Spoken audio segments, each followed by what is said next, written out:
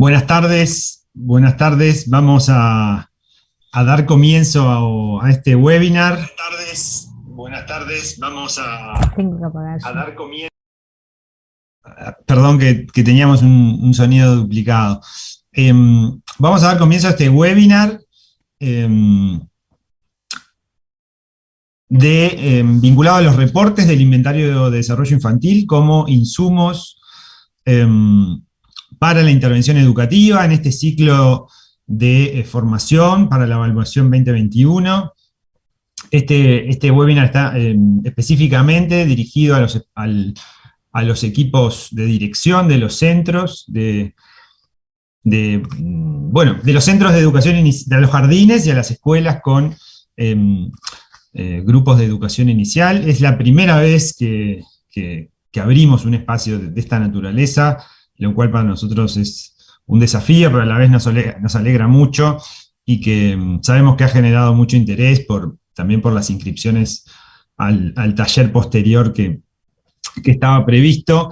Y bueno, y desde el trabajo con la Dirección General de Primaria, de Inicial y Primaria, con la inspección y con el equipo de desarrollo de INDI de la Universidad de la República, creímos que esta instancia era muy relevante, era un espacio que informalmente se nos había preguntado, pedido, ¿no? Bueno, ¿qué instancia para generar análisis o espacios para pensar los reportes de centro tenemos? Bueno, era como una demanda que existía hace un tiempo y que, bueno, hoy la estamos concretando, ¿sí? En concreto, este webinar está coordinado con el equipo de inspección, en conjunto, ¿sí?, con el equipo de desarrollo de INDI, les transmito las palabras de la inspectora nacional, Grisel Cardoso, que ha mandado su saludo y se excusa de participar hoy por temas de salud. Que desea, bueno, que esta sea una instancia muy provechosa y formativa para todos los equipos de dirección. Entonces, yo voy a comenzar con algunas ideas generales. Maite va a seguir y Daniela Maqueira, en representación del equipo de inspección, va a cerrar, va a estar más adelante en el espacio webinar. Las preguntas, la idea es canalizarlas a través del chat, y bueno, eventualmente tener un espacio de discusión sobre el final de este webinar, ¿sí? Así que, bueno, Maite, adelante, vamos a ir arrancando. Con algunas nociones básicas de qué nos señala la literatura especializada en temas de ciencias de la educación, de desarrollo humano, sobre los factores que hacen a una buena gestión de centros, ¿sí? ¿Cuáles son algunas recomendaciones y algunas buenas prácticas? Hay un primer elemento que en general se considera muy relevante, es el tema de la filosofía pedagógica y los abordajes, los encares educativos que tienen los centros, ¿sí?, como un espacio privilegiado para determinar políticas o acciones, ¿sí?, de vinculación con medios o contextos más específicos, ¿sí? Las políticas macro, en general, tienen una delimitación muy grande, que eso necesita como un abordaje en concreto en los diferentes contextos, y el centro educativo es un lugar privilegiado para hacer esa traducción de la macropolítica a las políticas en territorio, contextualizadas, ¿sí?, referidas a situaciones sociales, a grupos, etc. ¿Sí? Entonces, el centro es una de esas unidades que permite esa traducción de las macropolíticas a la contextualización, ¿sí? Es un lugar privilegiado para la contextualización de esas grandes políticas. Entonces, eso impacta en cómo van a ser los abordajes, ¿sí?, o qué políticas de abordajes va a haber para esa contextualización y qué filosofías se van a seguir, ¿sí? Entonces, ahí hay un primer punto que se resalta mucho, que es, bueno, qué priorización o qué enfoques pedagógicos van a seleccionarse o priorizarse en ese proceso de contextualización territorial, local, comunitaria, ¿sí? También, y especialmente en lo que hace a el trabajo en primera infancia, ¿sí? Tiene que ver la elección, digamos, en estos ejes, ¿sí? De cuánto de promoción del desarrollo, cuánto de intervención, qué tipos de acciones de intervención van a hacerse, y qué tipo directamente de acciones preventivas sobre el curso de los aprendizajes o del desarrollo van a seguirse. ¿Sí? Esto puede imaginarse como porcentajes, ¿sí? O representaciones de un foco que se va a dar también en función de cómo es el estado de esa comunidad de niños, en este caso, o en general de familias también. ¿Sí? Y otro aspecto importante en este sentido es el abordaje a la diversidad y la implementación de sistemas de respuesta de intensidad graduada. ¿Sí? ¿En qué medida podemos integrar la diversidad que tiene el centro? Cada centro va a tener una diversidad específica, y en ese sentido, cómo se implementan los modelos de respuesta de intensidad graduada que hemos trabajado en algún otro webinar, que son modelos que son adaptables o cada centro puede tener ciertas orientaciones sobre cómo implementarlo a escala local y a escala territorial en ese sentido. ¿Sí? Estas son algunas cosas que tienen que después que ver con cómo pueden usarse los reportes del centro. ¿Sí? Por esto yo hice esta selección y esta focalización en algunos de estos contenidos. ¿Sí? Otro aspecto es el estilo de gestión, ¿sí? El apoyo técnico y logístico que se puede dar al personal, ¿sí? Que puede incluir, obviamente, principalmente maestros, pero también puede haber otro tipo de staff de apoyo y profesional. Y el liderazgo que pueden tener los equipos directivos y la gestión de conocimientos, y cómo promueven que haya instancias de formación, diseminación del conocimiento, aprendizaje colaborativo entre maestras, por ejemplo. ¿Sí? Ese es otro aspecto que tiene que ver con la buena gestión y organización de los centros. La promoción del desarrollo profesional, ¿sí? Y eso tiene que ver tanto con formación más cotidiana, a través de modelos más de modelaje, ¿sí? Y de generación de experiencias mano a mano, ¿sí? Con los diferentes docentes, y la generación de instancias de aprendizaje y discusión, y la promoción del intercambio con otros profesionales. ¿Sí? Esto es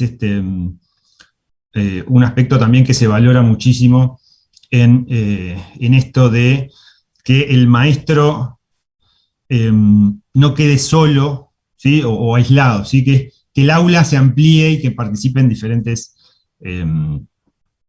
tanto maestros como, ¿sí?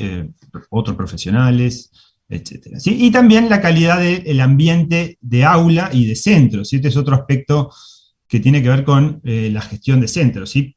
Garantizar que la calidad de ambiente, tanto a nivel de las distintas aulas como a nivel de centro, esté, siguiendo buenas recomendaciones y permita ser un ambiente que promueva el desarrollo, ¿sí? Especialmente cuando hablamos también en primera infancia. Siguiente, May.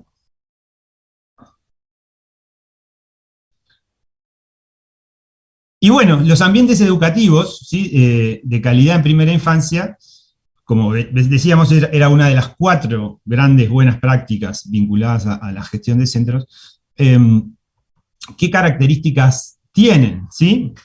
Bueno, son apropiados al desarrollo del niño, ¿sí? Apropiados al momento evolutivo, ¿sí? En que se encuentra el niño o la niña, que promuevan el juego, la exploración y el involucramiento en el aprendizaje, ¿sí? de los propios niños, promueven la participación del niño. ¿Sí?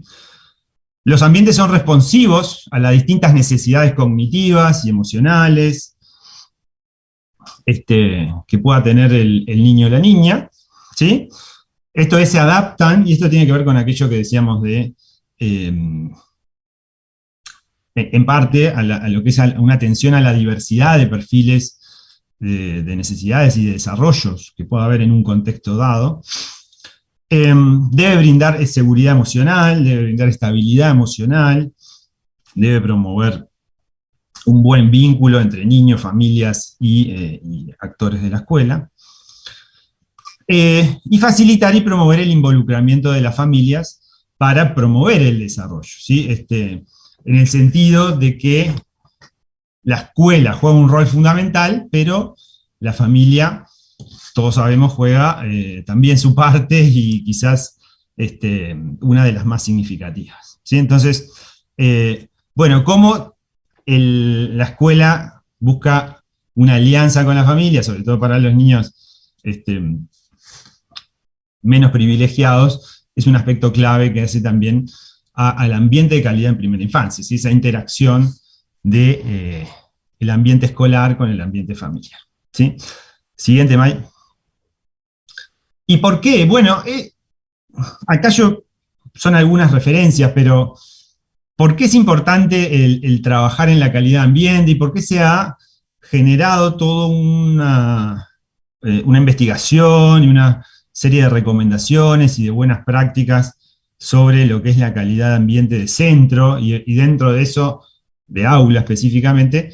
Porque hay muchos resultados de investigación que están señalando la importancia de la calidad de ambiente en la promoción del desarrollo, tanto socioemocional como cognitivo, ¿sí? O sea, los niños y los no tan niños, pero sobre todo en este caso los niños, pasan un montón de tiempo dentro del aula, entonces es uno de los ambientes principales de interacción donde se aprenden cosas, ¿sí? Entonces, obviamente, los tipos de interacción, las formas,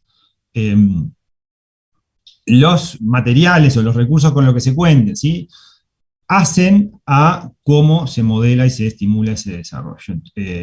Entonces, es importante atender, empezar a poner un ojo en estos aspectos, en lo que tiene que ver con los diferentes procesos y estructuras que hacen a, bueno, contextos, ¿sí?, que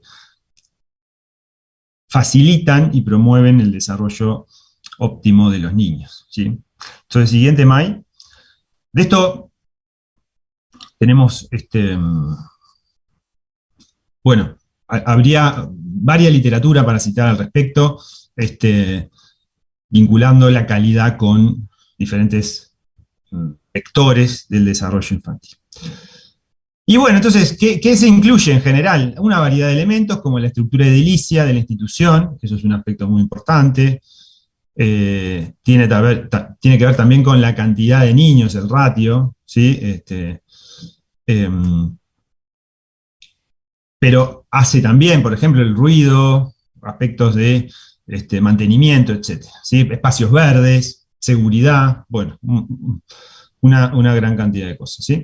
Los materiales de estimulación, ¿sí? En qué medida, cuántos, pero también si son apropiados a la edad, ¿sí? Puede pasar que haya alguna sala, haya muchos materiales, pero no son apropiados a la sala de 3, son más apropiados a la sala de 5, ¿sí? Entonces, bueno, hay que ver también esa relación con el momento evolutivo y la diversidad de niños que pueda contar un centro en particular, ¿sí? Y eso en general a veces se consideran lo que se llaman los procesos estructurales, ¿sí? Y después, perdón, los aspectos estructurales y la dimensión estructural, y después están también los aspectos de dimensión de procesos, ¿sí? Que tienen que ver con la calidad de las interacciones, por ejemplo, el tiempo de instrucción, ¿sí? Aspectos que tienen que ver con el apoyo emocional, ¿sí? El que se brinda a los niños, ¿sí? El apoyo también en el acompañamiento en la realización de las tareas, y el trabajo y la articulación con la familia, ¿sí? O también, por ejemplo, como la planificación de las actividades y la inclusión de, por ejemplo, diferentes proyectos de trabajo para el aprendizaje con los niños, ¿sí? La implementación diferentes proyectos. Y eso, entonces, básicamente el mensaje es, existen dos grandes categorías cuando hablamos de ambiente para intentar trabajar en los centros, que son los de estructura y los de proceso, ¿sí? Entonces, siguiente, May. Y simplemente un poco para contextualizar y comentarles que desde la Universidad de la República hemos trabajado en la generación de una forma también de evaluar el ambiente en educación inicial, que es el inventario de caracterización de ambientes, que bueno, que recoge un poco toda esta experiencia de trabajo con inicial, un poco basado en lo que es las características del sistema educativo uruguayo y estas recomendaciones de las dimensiones, ¿sí?, que señala la literatura especializada, y hemos trabajado en la implementación de esto, y que bueno, es un estudio que ya ha pasado por su validación y sus análisis de confiabilidad. ¿Sí? Bueno, esto a grandes rasgos para contextualizar el tema de gestión de centros. Vean que algunas de las buenas prácticas pueden beneficiarse, nosotros creemos que un poco, sin duda, pueden beneficiarse de un buen uso de los reportes, ¿sí?, de los reportes de centro. Así que bueno, entonces le doy la palabra a Maite para que continúe con esa caracterización de los reportes, específicamente el de centro. Gracias, Ale. ¿Se me escucha bien? Bueno, la idea ahora es conversar con ustedes en torno a lo que es el sistema de emisión automática de reportes del INDI, que ya hemos venido trabajando en otras instancias en los distintos niveles que el INDI emite reportes de resultados. Sí, hemos trabajado particularmente sobre el reporte individual, el que llamamos estático, el que se obtiene tras cada evaluación, que está dirigido al maestro de aula, el individual de trayectoria, que es el que se obtiene cuando hay 2 evaluaciones en el año y se obtiene tras la segunda, comparando el desarrollo del niño entre la primera y la segunda evaluación. El reporte grupal y el reagrupado, que también abordamos en la sesión del webinar del 9 de agosto con los maestros, todos estos reportes dirigidos al maestro de aula. El reporte de centro educativo, que es el que se emite para el equipo directivo, y el reporte de jurisdicción, que es el que se emite para las inspectoras zonales o departamentales. Entonces, bueno, hoy vamos particularmente a centrarnos en lo que es el reporte de centro, en este webinar que tenemos dirigido hacia población de equipos directivos. El reporte de centro entonces empieza, como todos los reportes de INDI, con un breve párrafo descriptivo del instrumento, de cuáles son las edades que abarca, de cuál es el constructo que evalúa, ¿sí?, en este caso la disposición para la escolarización, o como decimos siempre, las habilidades de desarrollo que permiten o posibilitan los aprendizajes académicos, y el objetivo de brindar esta mirada global sobre el estado del desarrollo de la población, en este caso del centro, para colaborar en intervenciones oportunas que generen y promuevan bienestar.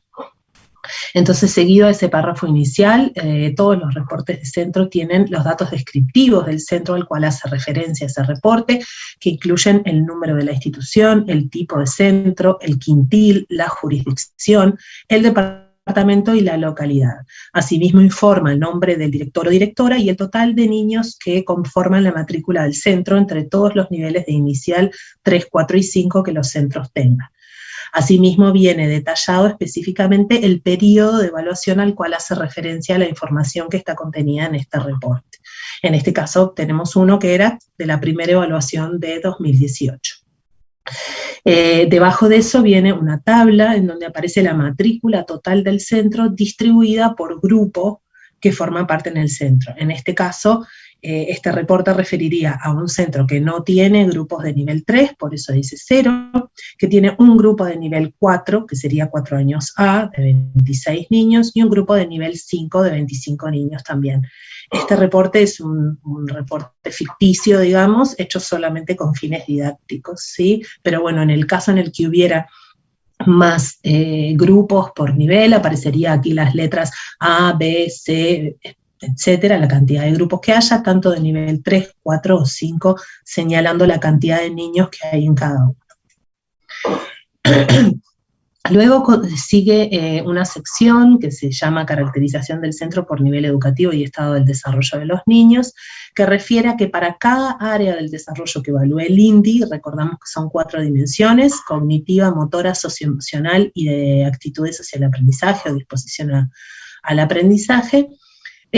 Para cada una de esas dimensiones vamos a encontrar una tabla como esta que mostramos aquí, ¿sí? En este caso, por ejemplo, muestro la de cognitivo y la de motor, en donde en cada una de estas tablas nosotros tenemos el nivel al cual está haciendo referencia cada fila de la tabla, y tenemos 3 columnas, ¿sí?, que comprenden la categoría de descendido, esperado y destacado, ¿sí?, que son estas 3 columnas que están en color, que refieren al nivel de desarrollo de los niños en esta área en particular. En la primera tabla, por ejemplo, tenemos desarrollo cognitivo. Si miramos, por ejemplo, más de cerca la tabla para desarrollo motor, tenemos que en nivel 4 hay 2 niños que presentan un desarrollo descendido en esta área, que constituyen el 9% de los niños de nivel 4, todo nivel 4, en este caso teníamos solo un grupo, pero si fuera más de un grupo, estarían todos los grupos de ese nivel agrupados.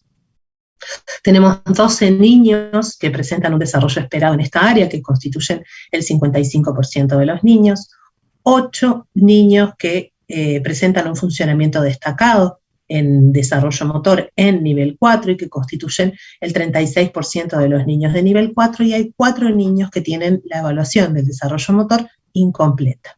¿Sí? Para nivel 5 lo mismo. Y luego abajo tenemos una fila en donde se muestran los totales para la totalidad de la población del centro, en este caso nivel 4 y nivel 5 juntos, que para este centro eran 51 niños.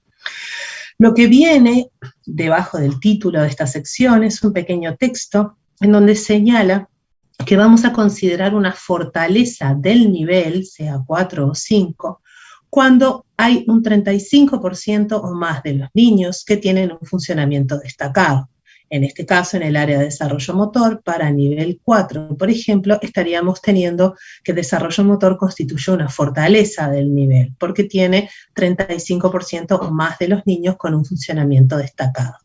Esto quiere decir que es una fortaleza a nivel técnico. Lo que hemos discutido en otras oportunidades con el equipo de educación inicial y con los maestros cuando trabajamos es que esto no quiere decir que los niños que tienen un desarrollo esperado no tengan esta área como una fortaleza dentro de su desarrollo. Claro que tener un desarrollo esperado es una fortaleza para un niño, pero no lo constituye a nivel técnico dentro de las cualidades que el INDI como instrumento puede presentar para considerar que un área, al tener un 35% más de la población de ese nivel en destacado, constituye entonces una fortaleza a nivel técnico.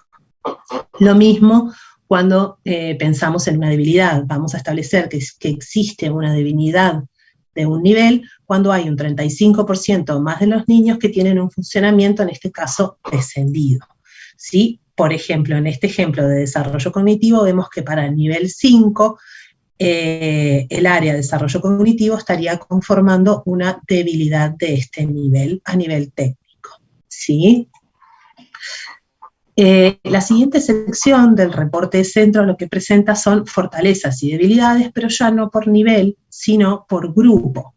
Específicamente, vamos a encontrar el detalle de las fortalezas y las debilidades utilizando el mismo criterio del 35% más de los niños, sea con funcionamiento destacado para las fortalezas o con funcionamiento descendido para las debilidades, y esta información es la misma que aparece en el reporte de grupo al cual el maestro accede.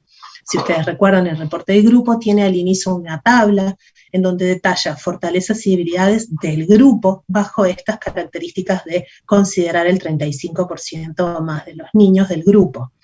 Entonces, en este caso, por ejemplo, tendríamos que para 4 años A, el área de prosocialidad, de comportamiento internalizantes, estarían constituyendo debilidades, lo que quiere decir que un 35% o más de los niños del grupo presentan esta área en descendido. Asimismo, desarrollo motor, lenguaje, matemática y funcionamiento ejecutivo estarían configurando fortalezas de grupo 4 años A. Esto quiere decir que hay un 35% más de los niños del grupo que presentan esta área con un desarrollo en la categoría destacado. El resto de las dimensiones y componentes se encuentran en un perfil de desarrollo esperado. Como ustedes pueden ver, entre las áreas que aparecen en las 3 columnas, deberíamos tener todas las áreas que evalúa el INDI. Sin embargo, nos faltan algunas. Esas son las que aparecen, por ejemplo, en la categoría sin evaluar. En el caso de 4 años A, tenemos que aparece el área de disposición para el aprendizaje, que aparece el área de disposición para el aprendizaje como una área sin evaluar. Esto lo que quiere decir es que hay por lo menos un 20% del grupo que esta área la tiene con algún indicador que no pudo ser evaluado por el maestro o la maestra. Por lo tanto, para esta área no podemos configurar si esto constituye una debilidad o una fortaleza del grupo, ya que hay un número considerable de niños que tienen esa área incompleta. ¿Sí? En el caso de 4 años B, si este fuera otro reporte de centro, podríamos tener otra descripción así similar y siempre nos aparecen áreas de debilidad, si hay un 35% más de los niños en descendido, áreas de fortaleza, si aparece un 35% más de los niños en destacado, y el resto de las áreas esperadas. ¿Sí? Si tenemos ciertos indicadores sin evaluar, nos aparecerá entonces en la columna sin evaluar. A continuación, el reporte de centro muestra una tabla que lo que señala es la especificación de niños o niñas del centro que tienen en desarrollo descendido o muy descendido alguna de las dimensiones que evalúa el INDI. Tenemos 4 columnas para las 4 dimensiones: dimensión cognitiva, motora, socioemocional y de disposición hacia el aprendizaje, y vamos a tener detallados los nombres de los niños, nombre y apellido en los informes originales, y la clase o el grupo al que pertenece. En este caso, por ejemplo, tenemos esta niña Paula, que es un caso ficticio, en donde aparece la dimensión cognitiva y la dimensión motora con un señalamiento de desarrollo muy descendido. Tenemos descendido con la letra D y muy descendido con la notificación MD. En este caso, para esta niña, además le va a aparecer un tic en la columna que señala que esta niña forma parte del protocolo de articulación para la coordinación con el Ministerio de Salud Pública y los prestadores de salud. Los criterios para que los niños formen parte de esta hoja de ruta son, como se señala en esta tabla, la coocurrencia, es decir, que ocurra a la vez 2 o 3 de estas dimensiones, C, M y S, con un desarrollo en la categoría muy descendido. En este caso de Paula tenemos la C y la M, por lo tanto 2 de estas ya configuran un criterio para que esta niña forme parte de la coordinación con los prestadores de salud. Existe además otro criterio por el cual los niños forman parte de esta hoja de ruta, que es que exista un diagnóstico previo o una dificultad severa que le impidió al maestro o a la maestra de aula evaluar alguno de los ítems del INDI. En este caso, estos niños van a aparecer complementando a los niños que tengan coocurrencia de funcionamiento muy descendido. Va a aparecer en la sección 4 del reporte de centro el listado de los niños que quizás coincide en que tengan un funcionamiento muy descendido y a la vez algún señalamiento de diagnóstico previo o dificultad, o no, simplemente porque el maestro haya seleccionado en alguna oportunidad que tenía algún ítem que no podía evaluar por una dificultad o un diagnóstico previo. ¿Sí? Bueno, hasta aquí el reporte de centro. Quizás mientras hacemos el cambio de presentación, creo que tenemos a Clementina por ahí con alguna posible pregunta de la audiencia.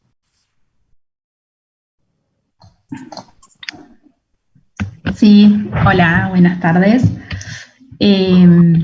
Maite, capaz aclarar el tema del muy descendido. Surgía la consulta si en las tablas generales iba a haber una distinción en el nivel o en los grupos sobre el muy descendido. Capaz que se puede aclarar algo de eso o retomar la diapo. Perfecto, comparto, vuelvo allí. En estas tablas estamos de acuerdo, ¿no? Sería aquí. Bien, aquí cuando tenemos la descripción por nivel, en realidad tenemos 3 agrupamientos de niños. Tenemos el descendido, que engloba al descendido y al muy descendido. Tenemos el esperado y tenemos el destacado, ¿sí? Por lo tanto, como comentamos siempre, al ser el INDI un instrumento de referencia a norma, que nosotros esperamos dentro de los criterios que pusimos para establecer los perfiles de desarrollo, que en un grupo promedio, en un grupo de una distribución promedia o estándar, sea esperable que podamos tener hasta un 20% de niños con un desarrollo descendido que requiere monitoreo un poco más cercano, un 60% más o menos de niños en desarrollo esperado y hasta un 20% de niños en desarrollo destacado. De esta forma generamos en el reporte de centro como 3 grandes categorías para pensar las intervenciones, ¿sí? El extremo que requiere este monitoreo más cercano, que son los niños con descendido y muy descendido, el agrupamiento central de desarrollo esperado y el agrupamiento con perfil un poco destacado, donde sí vamos a especificar los niños que presentan algún criterio muy descendido es, en este caso, en el caso de los grupos, la separación refiere al porcentaje de niños, y recién aquí, a partir de la tabla 3, es donde sí vamos a especificar si hay un funcionamiento descendido o muy descendido, únicamente a nivel de dimensión. ¿Sí? Si se quiere a nivel de componentes, es deseable ir a consultar el reporte individual de cada niño para ver específicamente las subescalas, lenguaje, matemática, descentramiento, funcionamiento ejecutivo, las 4 cognitivas, o las 3 socioemocionales, prosocialidad, comportamiento externalizante y comportamiento internalizante. ¿Sí? Capaz que por ahí espero haber ayudado a clarificar. Muy bien. Excelente. Hay una más que capaz podemos tomarla. Dice, la leo textual y eventualmente la interpretamos, cualquier cosa. ¿Solo con diagnóstico previo se activa el protocolo al no evaluar o también con informe del maestro pero sin diagnóstico aún? Bien, lo que existe específicamente en la plataforma INDI al momento de evaluar, que los maestros pueden señalizar y que es uno de los criterios por el cual los niños pueden formar parte de la hoja de ruta, es cuando al ir evaluando el INDI se despliega dentro de la plataforma la escala de evaluación del INDI, ¿sí? Desde el nunca hasta el siempre. Aparte de eso, el maestro o la maestra tiene 2 opciones más para evaluar en la plataforma. Uno es que no puede evaluar por inasistencia reiterada, el niño está faltando mucho durante el periodo de evaluación, entonces a la maestra o al maestro se le imposibilita ver lo procesual para la evaluación. Y el otro criterio que tiene para evaluar es una especificidad que dice dificultad severa o diagnóstico previo. Eso quiere decir que ese ítem en particular el maestro no puede observarlo en el niño o no puede administrarlo en el caso de ser 1 a 1, porque hay una dificultad preexistente a la evaluación que no le permite al maestro evaluar ese ítem. Por ejemplo, solemos poner como un ejemplo un poco frecuente a veces, que es un niño que presente, por ejemplo, una condición de mutismo en el ámbito escolar, sea o no porque tenga un diagnóstico, pero si se manifiesta este mutismo, entonces por lo tanto algunos de los ítems de lenguaje oral, por ejemplo, quizás el maestro no los pueda evaluar. En ese caso, el maestro puede consignar esta particularidad de que existe una dificultad que impide evaluar esos ítems. Lo mismo si el niño está con alguna condición motora que no le permite ni desplazamientos, ni movilidad de algún tipo, y quizás alguno de los ítems de desarrollo motor no pueden ser evaluados. ¿Sí? En esos casos está esta particularidad para que el maestro o la maestra de aula puedan señalar esto. En esos casos forman parte de la hoja de ruta en el entendido de que si hay una dificultad por la cual el maestro no está pudiendo evaluar una habilidad del desarrollo, entonces se considera que necesita un monitoreo por el ámbito de la salud, quizás sea un niño que ya está siendo monitoreado, pero en ese caso necesitamos saber en qué está, con qué tipo de abordajes, si está siendo visto con frecuencia y que el maestro lo sepa.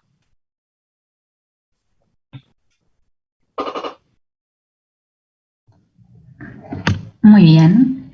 Bueno, si hay más dudas específicas, las pueden recoger en el chat, ¿sí? Y las volvemos a tomar. Ahí va, las podemos retomar al final, cualquier cosa. Sí. Daniela, te damos paso.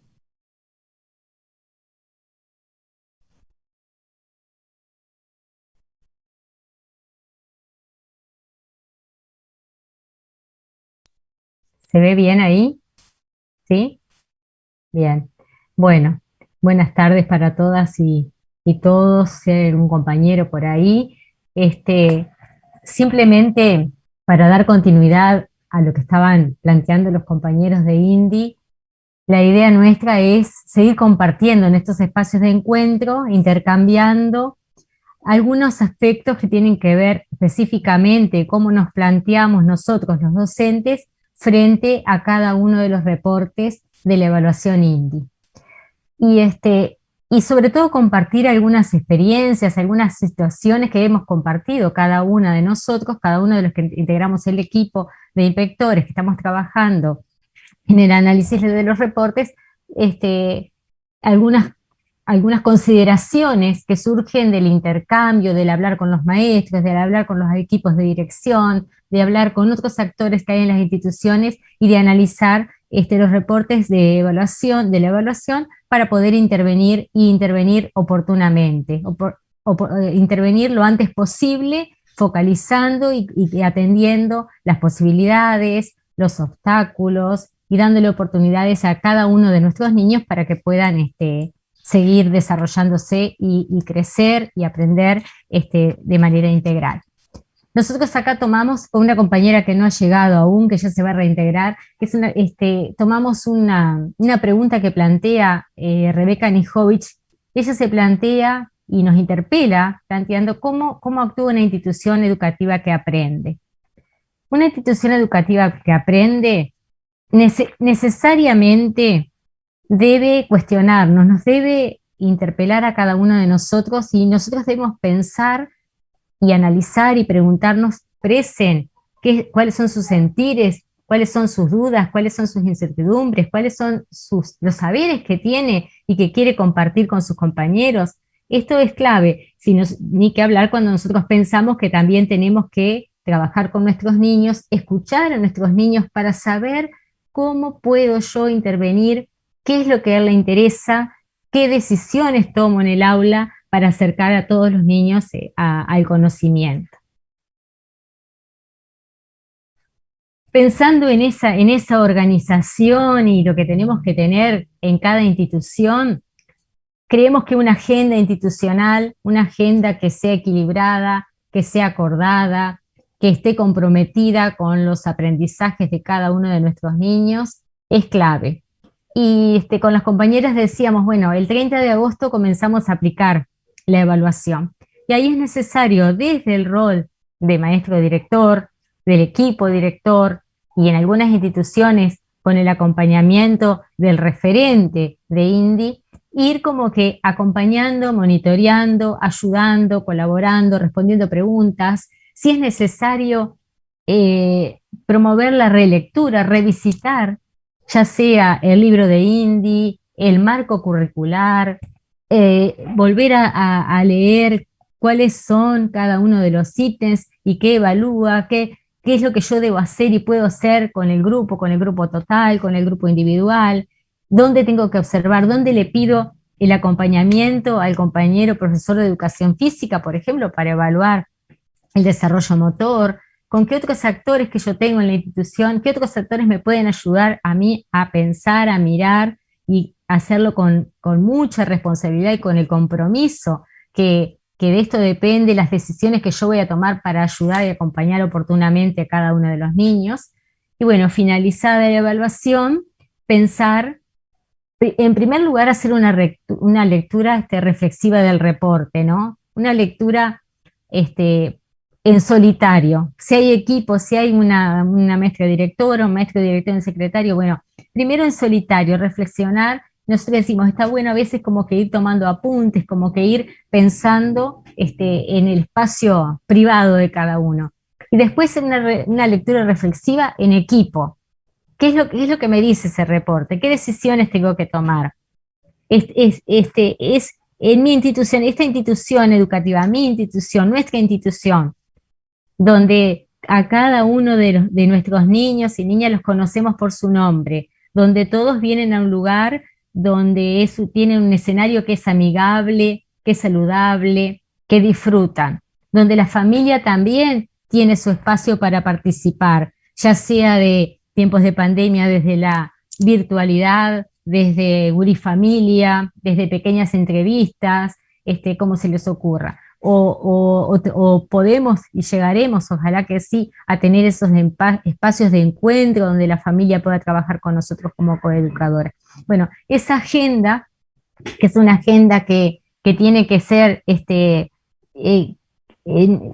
muchas veces les pasa a ustedes que lo urgente deja de lado lo importante. Esta agenda tiene que ser lo importante. Lo importante a partir del 30 de agosto es hacer ese monitoreo, ir visitando, ir mirando, ir preguntando, a ver si existen dudas, cuáles son los obstáculos, qué me pasa, qué hago si, por ejemplo, tengo justo dificultades en la conexión en la institución ese día. Entonces, ir poco a poco apropiándonos y ayudando y colaborando, que cuando llegue el momento de tener el reporte de centro, comenzar a desandar ese camino de discusión y de debate a partir de lo que me dice el reporte y comenzar a trabajar, a tomar decisiones, ya sea a nivel de la institucional o a nivel de grupos o a nivel de grados. ¿Qué es lo que pasa con los grupos de inicial 4? ¿Qué es lo que pasa con los grupos de inicial 5? También pensar qué cosas son importantes realizar y estimular y promover en inicial 3 para que ayuden a cada uno de nuestros niños y acompañen en el recorrido, en la trayectoria que hace por educación inicial. Y acá está el reporte de centro. Una mirada que nosotros tenemos es, bueno, pensamos y analizamos el reporte y siempre hacemos foco, en primer lugar, en las posibilidades de los niños, en las oportunidades, en todo lo que es fortaleza en cada uno de los niños, en cada uno de los grupos y en este caso en la institución. Entonces, si hacemos una mirada en la primera hoja, nosotros marcábamos con las compañeras la dimensión cognitiva y la dimensión motora, donde tenemos un alto porcentaje de niños del grupo de 4 y de 5 que se encuentran en el nivel de desempeño y desarrollo esperado. También tenemos algunos niños en nivel destacado, en nivel 4 y en nivel 5, y otros en nivel descendido, que sin duda es donde nosotros deberíamos focalizar y tomar decisiones bien puntuales con cada uno de los grupos, decisiones tomadas en conjunto con los docentes, pero además decisiones que debemos ayudar al docente a tomar con cada uno de sus niños. En el punto 3, en el punto 2, perdón, donde se da ese resumen detallado que les mostraba recién Maite y que lo explicaba perfectamente, nosotros tenemos las debilidades, en este caso marcábamos acá en inicial 4 años, las debilidades, las fortalezas y las dimensiones y los componentes que se encuentran en un perfil de desarrollo esperado.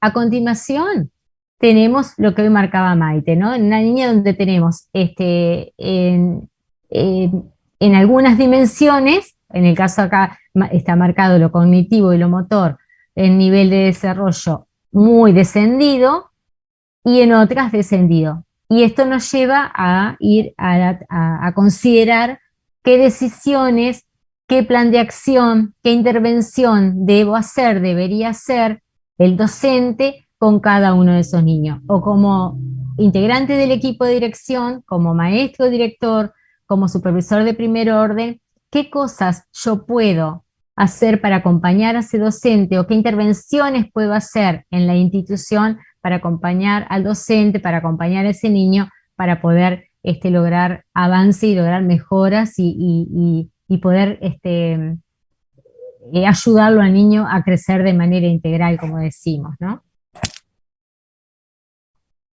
Aquí ya tomando la dimensión del desarrollo cognitivo, hicimos algunas llaves para focalizar en algunos puntos que nos parece que son necesarios recordar, porque esto seguramente ustedes lo hacen, es algo que lo hacen. Nosotros acá lo que estamos haciendo es les estamos invitando a mirar y compartir miradas con respecto a lo que ocurre y lo que deberíamos hacer y analizar en cada uno de los reportes, y en este caso en el reporte de centro, ¿no? Lo primero, yo ya hoy lo decía, analizando, si pensamos acá en lo cognitivo, que vemos que tenemos 21 niños de inicial 4 en esta institución que se encuentran en perfil de desarrollo esperado y 16 niños de inicial 5 que se encuentran en el perfil de desarrollo de lo esperado, pero tenemos un niño de inicial 4 en descendido y un niño de inicial 5 en descendido.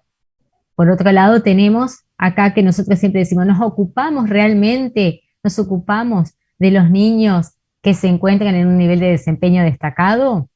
En este caso, en esta institución, hay 8 niños que se encuentran en un nivel de desempeño destacado, 2 de inicial 4 y 6 de inicial 5. Bueno, los invitamos a reflexionar y a pensar, ¿qué ocurre?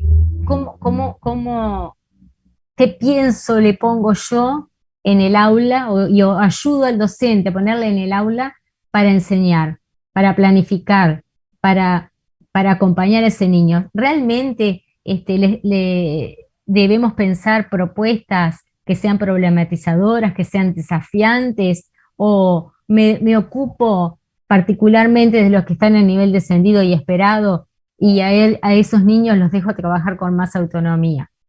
Sin duda que eso no es una decisión acertada. Yo tengo que pensar en las posibilidades de cada uno de los niños, atender la singularidad del grupo y del niño, porque no es lo mismo, si ustedes ven acá, no es lo mismo lo que ocurre con el nivel inicial 4 que con nivel inicial 5.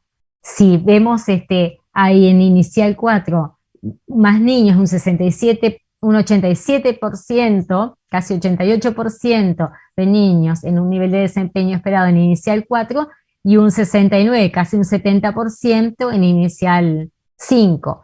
Si pensamos a nivel de la institución, el 78% de nuestros niños se encuentra en un nivel de desempeño esperado.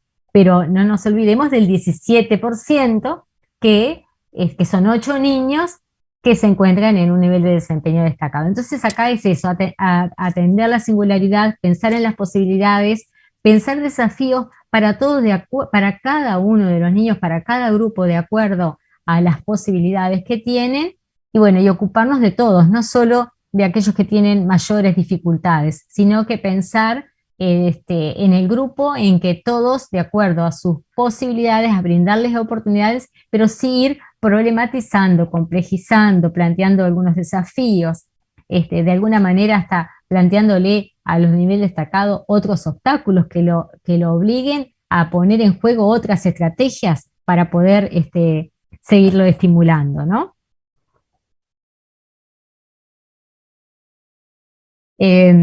Bueno, acá es importante también pensar, nosotros sugeríamos y conversábamos con las compañeras que a partir del reporte es necesario hacer un análisis o tomar algunos apuntes y pensar. Nosotros manejábamos a nivel de algunas instituciones una planilla donde cada grupo tenga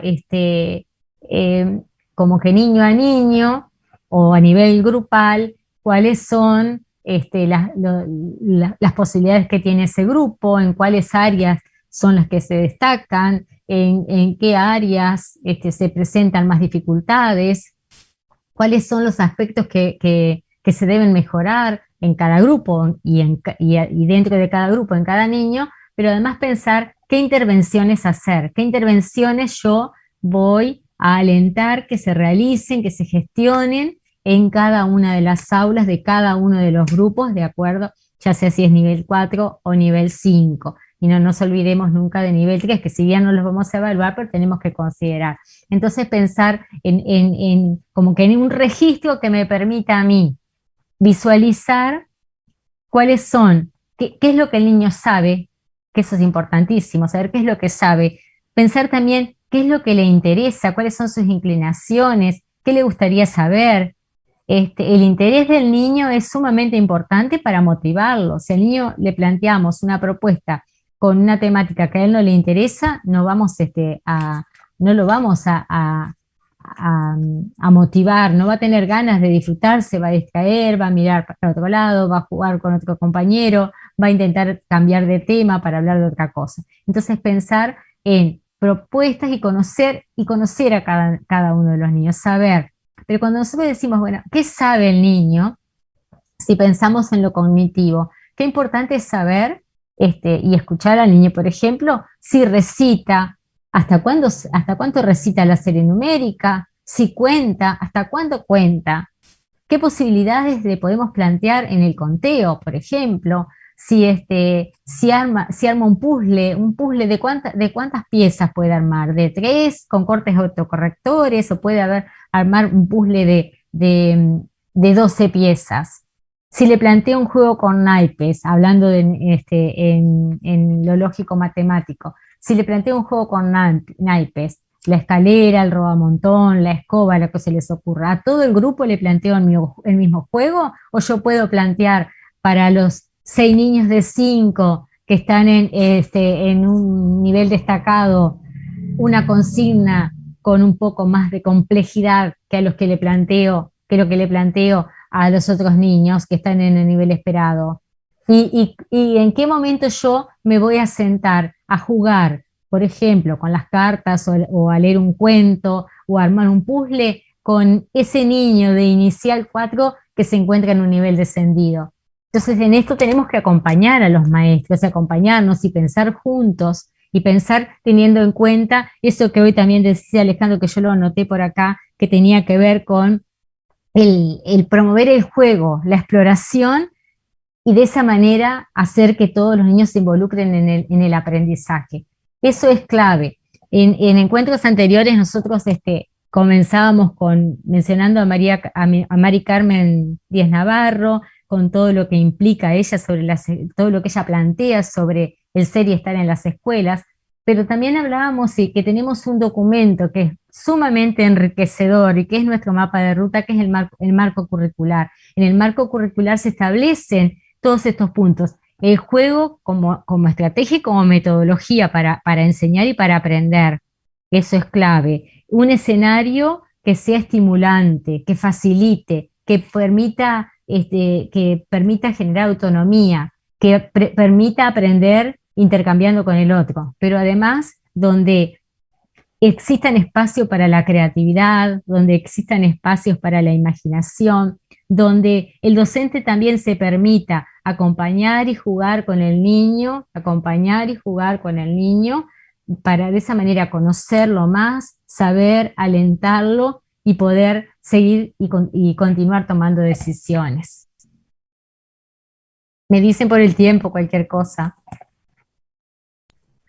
Estamos como para que vayas redondeando, bueno, Daniela. Me apuro. Sé que te quedan algunas diapos, pero 5 minutitos, bueno, sobre todo para no retrasarnos con el taller. Sí, desarrollo motor, la invitación también es para ese análisis en la misma línea. Nosotros acá con las compañeras mirábamos que hay 34 niños en la institución, en esta institución particular, que se encuentran en un nivel de desempeño esperado en el desarrollo motor. Y bueno, acá pensar, y también hay niños a nivel destacado y hay otros a nivel descendido, pero pensar la importancia de generar, planificar y pensar. O sea, elaborar un plan de acción que me permita focalizar y atender y considerar los aspectos que yo necesito mejorar en inicial 4 o en inicial 5, pero a su vez en cada uno de los niños. Entonces, el escenario lúdico, el cambiar de espacios, el analizar y pensar en un entorno educativo. Pensemos en una salida, un paseo, que ahora están permitidos, bueno, un paseo, todo lo enriquecedor que tiene para un niño, del caminar con sus compañeros, del esperar para cruzar la calle, de cambiar, de hacer actividades con el profesor de educación física en otros espacios, en la galería, en el patio, de salir, de realizar actividades, por ejemplo, en talleres donde el niño puede ejercitar la motricidad fina, la motricidad gruesa, donde pueda experimentar y explorar usando su propio cuerpo, caminar, reptar, saltar, caminar, caminar y detenerse, recibiendo estímulos o no. Entonces, de esa manera, sin lugar a dudas, que vamos a poder avanzar y cambiar un poquito, seguramente, si nosotros intervenimos de manera situada, contextualizada y oportunamente, cambiar un poco los resultados que tenemos como se visualizan en este caso. Después aquí es lo que hoy hablaba Maite, ¿no? Pensemos en las debilidades en inicial 4, prosocialidad y comportamiento internalizante. Si miramos hay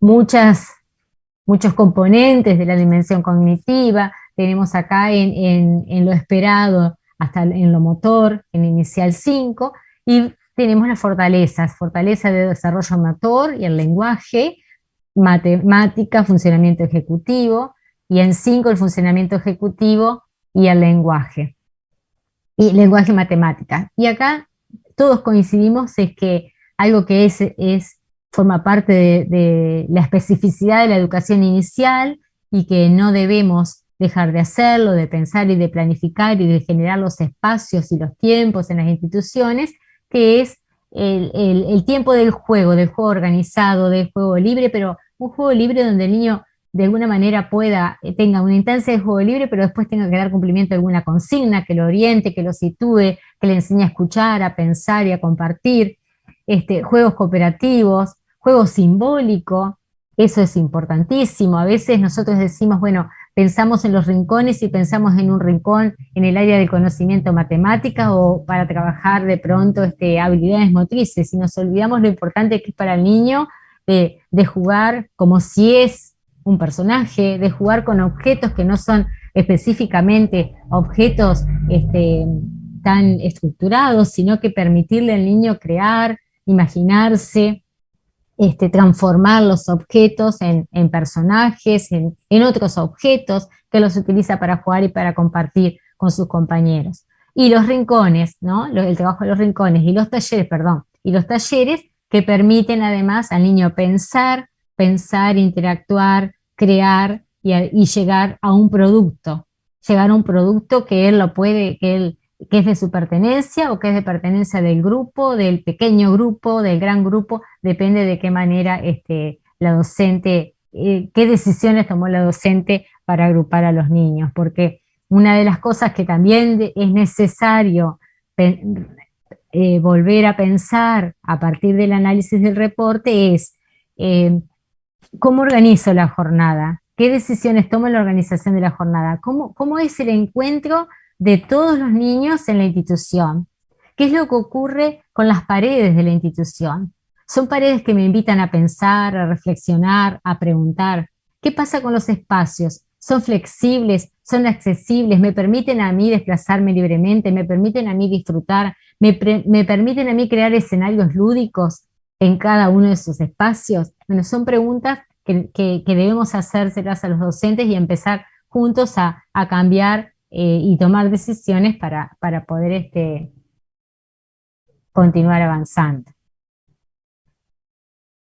Y bueno, y aquí vamos al análisis del niño a niño, ¿no? En este análisis del niño a niño, creo que ya estuve hablando hoy, en el caso acá de esta niña que tiene en lo cognitivo, en la dimensión cognitiva y en la dimensión motora, un perfil muy descendido, y en lo social descendido. Bueno, sin duda acá que aquí hay que atender la singularidad, hay que tomar decisiones, hay que pensar con el maestro, hay que intervenir en el aula, hay que trabajar con los otros recursos, con el profesor de educación física, con la maestra itinerante, con la maestra de apoyo si las hay. A veces eso es difícil, sobre todo en los jardines, con la maestra comunitaria, con optimizar el uso de otros recursos que tenemos en las instituciones, porque hay recursos, están las bibliotecas, está la biblioteca solidaria, están las bibliotecas andariega, está la biblioteca escolar, están los cuadernos para hacer matemáticas en nivel 5,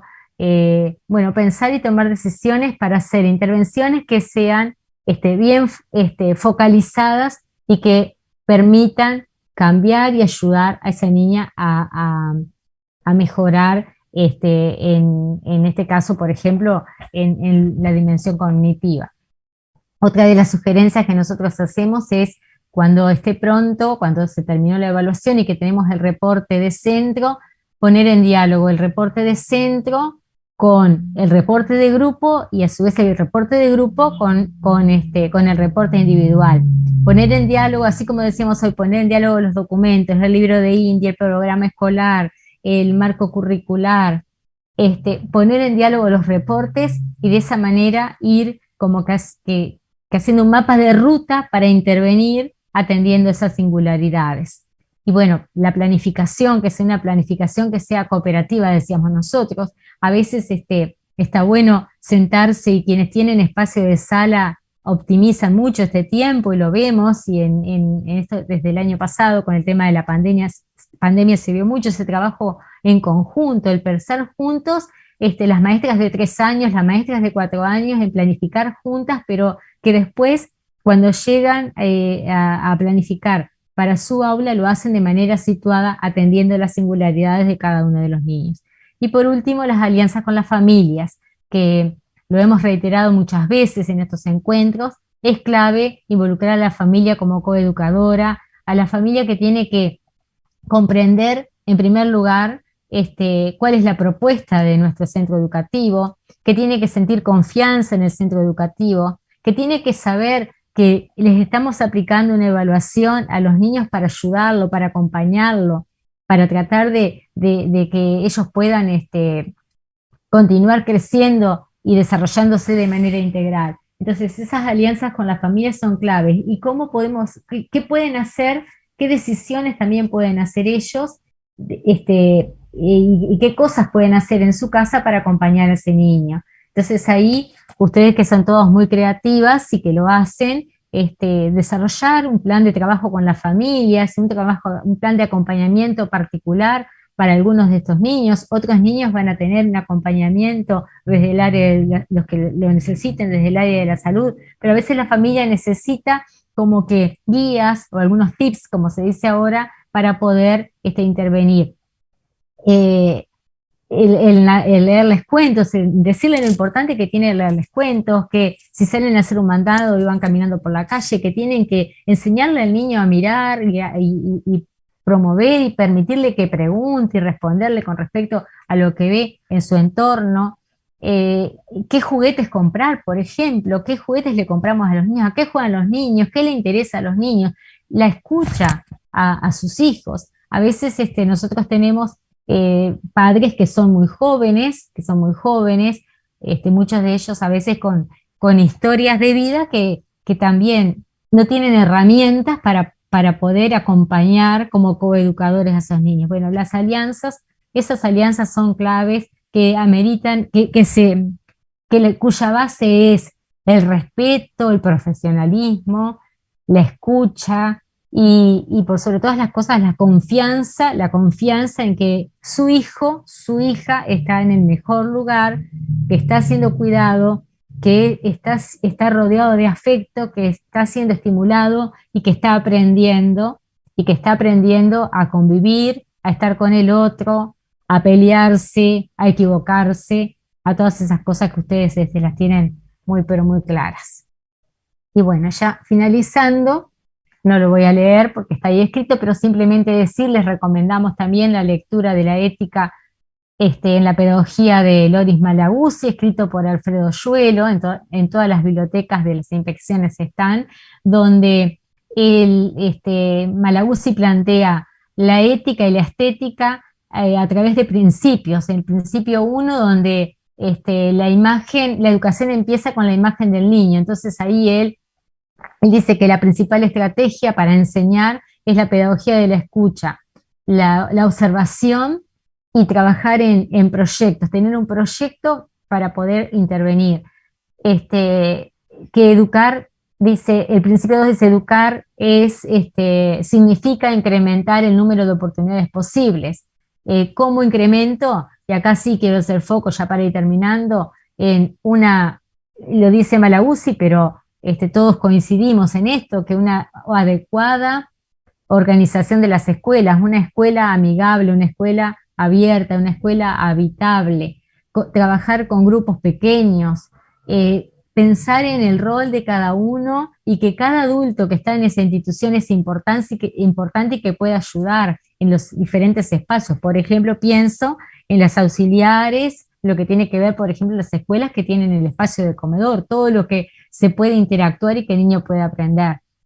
Y bueno, y lo principal es que además está explicitado en el marco curricular, que el niño es un sujeto de derecho y que por esos derechos es que nosotros tenemos que, como profesionales de la educación que somos, pensar con el otro, pensar con nuestros docentes, acordar y tomar decisiones para que todos puedan aprender.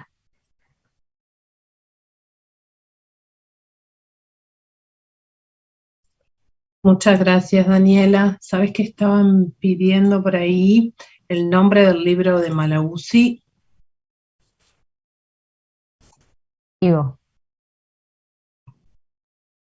La ética en la pedagogía de Loris Malaguzzi.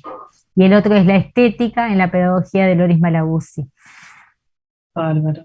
Bueno, no tengo más. Te pido un segundito, Daniela, si dejas de compartir, así puedo compartir sobre una duda que había en el chat específicamente, que tenía que ver con el tema de los perfiles de INDI, que voy a compartir acá, quizás como para repasar un poquito el tema de cómo se construyen los perfiles de desarrollo para entender mejor los resultados.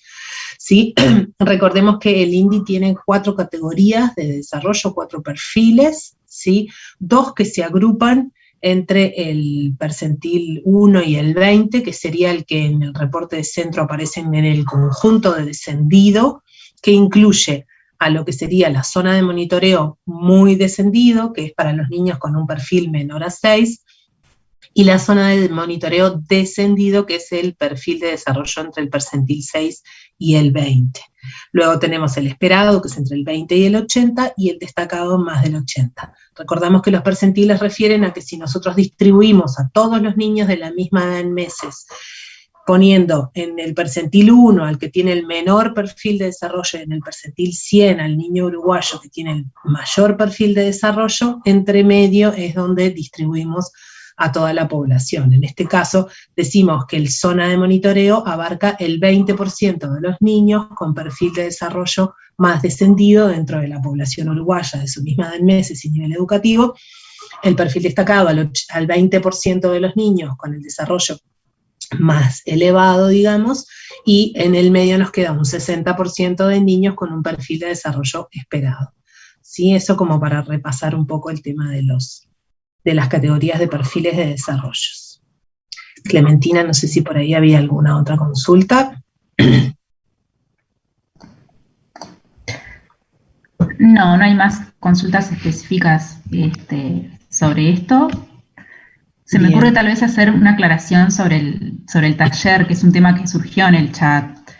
A continuación va a haber un taller, sí, pero en esta oportunidad es para las primeras 150 personas que resultaron inscriptas, ¿sí? Esas personas recibieron una confirmación por correo y quienes se inscribieron o postularon y lamentablemente no los pudimos admitir por tema de cupo, también recibieron, ¿sí?, una notificación por correo explicando esto mismo. ¿Ah? Es nuestra intención a futuro poder volver a generar una instancia de las características del taller de hoy, ¿sí? Pero bueno, en lo que respecta específicamente a este día, son quienes recibieron la confirmación por correo con la información y los links. ¿Ah? Así que bueno, agradecemos respetar eso. Muchas gracias. Clemen, un segundito aclarar, agradecer muchísimo el interés que desbordó absolutamente las expectativas. De hecho, pusimos un cupo que pensamos que iba como a ser más que suficiente, pero bueno, teníamos el lunes ya más de 200 inscriptos y por la dinámica de lo que queríamos de cómo pensamos el taller, es un número demasiado grande, entonces, bueno, nada,